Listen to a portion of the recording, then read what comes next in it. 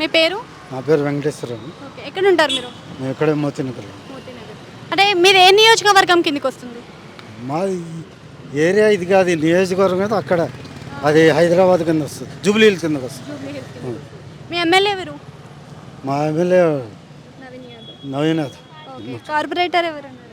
Corporate పసీద్దన్ అనుకుంటాను, బాబా పసీద్దన్ అనుకుంటాను. బాబా ఫసీదుద్దీన్. ఓకే. అయితే ఇప్పుడు జిహెచ్ఎంసీ ఎలక్షన్స్ అయితే రాబోతున్నాయి కదా, మీ స్ట్రీట్లో కానీ మీ ఏరియాలో కానీ ఎక్కడైనా డ్రైనేజెస్ పొంగడం, నీరు టైంకి టైం వస్తున్నాయా? అదేవిధంగా ఇది కరెక్ట్ వస్తుంది. అన్ని కరెక్ట్. ఓకే. మీ ఎమ్మెల్యే కానీ మీ కార్పొరేటర్ కానీ మీ ఏరియాకి రావడం, చూడడం, సమస్యలు తెలుసుకోవడం చేస్తున్నారా?